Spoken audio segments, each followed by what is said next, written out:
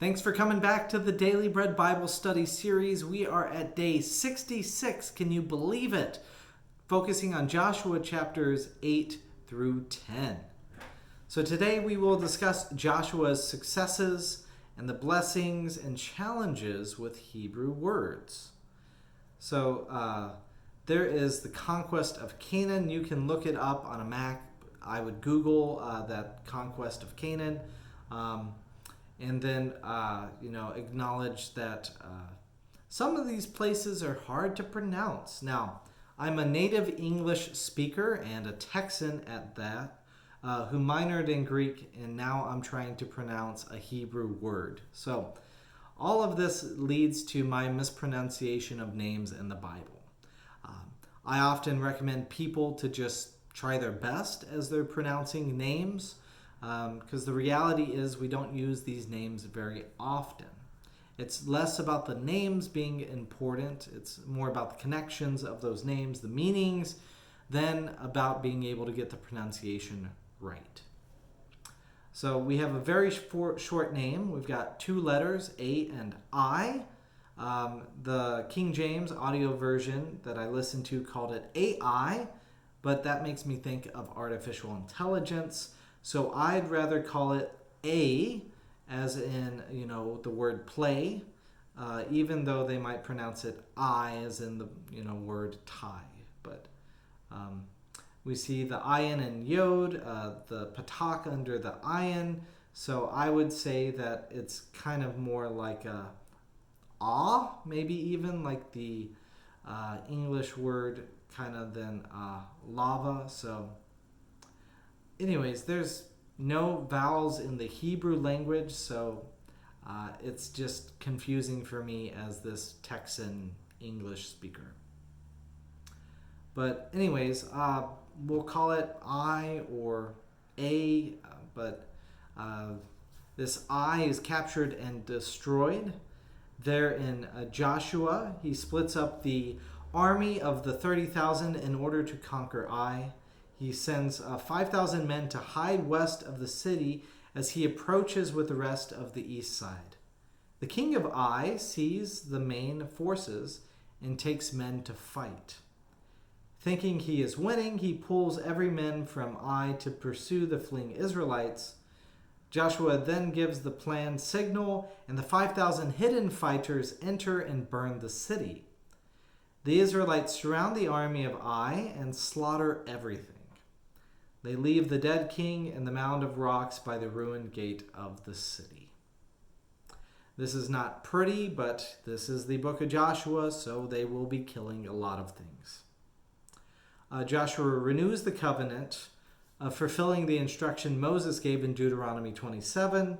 Joshua then leads the Israelites to Mount Gerizim and Mount Ebal to offer burnt offerings unto the Lord. In Joshua 8, verse 32, it says, "And there in the presence of the Israelites, Joshua wrote on the stones a copy of the law of Moses, which he had written."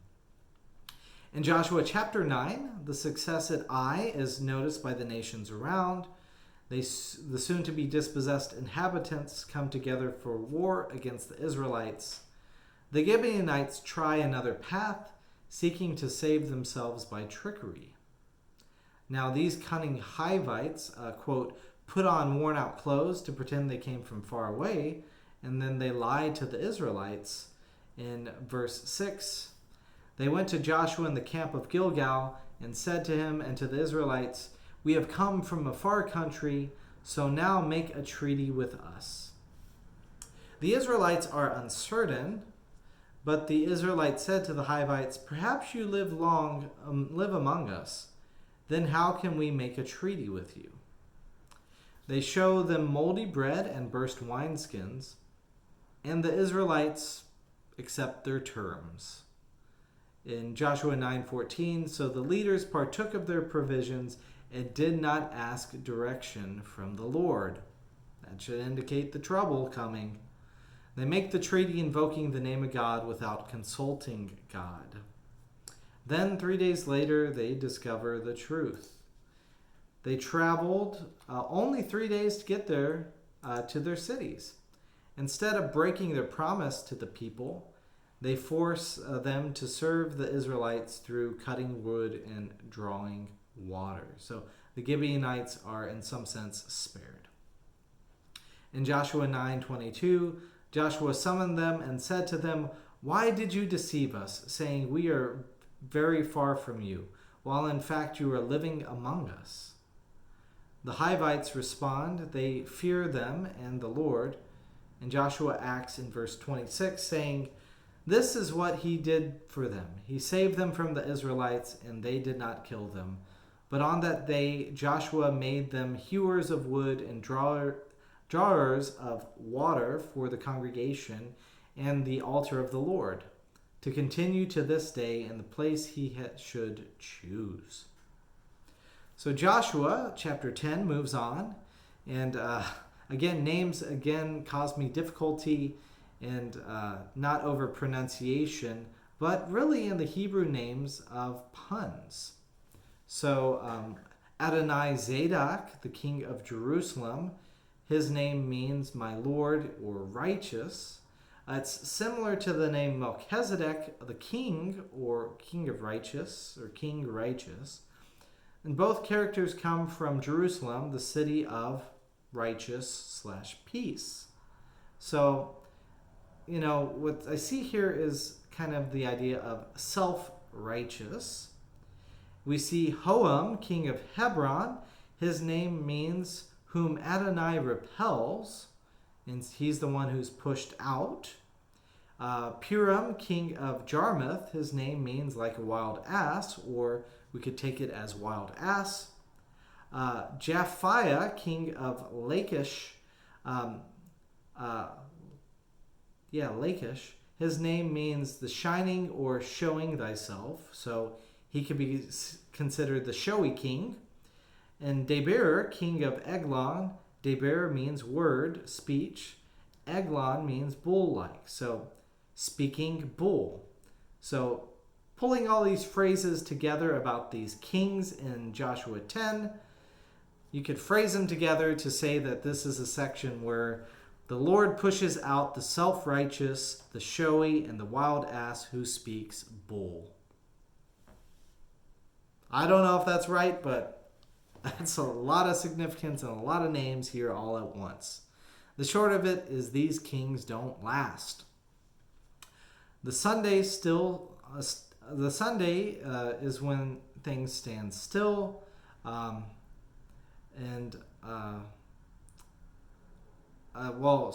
there's a day when the things stand still.